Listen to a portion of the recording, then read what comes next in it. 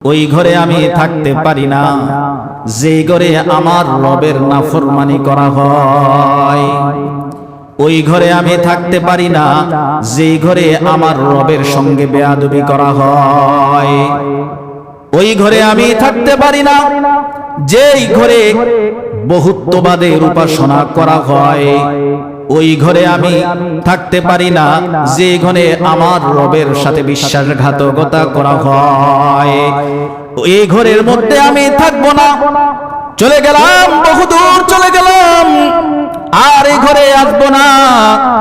যে ঘরে আমার রবের নাফরমানি হয় ওই ঘরে আমি ইব্রাহিম থাকতে পারি না। ইব্রাহিম আলাইহিস সালাতু ওয়াস সালাম সরল পথে সিরাতে মুস্তাকিমের উপর চলার জন্য একদিক থেকে বাবা মা সংসার পরিবার পরিজন ছেড়েছে, তো আল্লাহ তাআলা অপর দিক থেকে মুসলিম জাতির পিতা ঘোষণা করে দিয়েছে।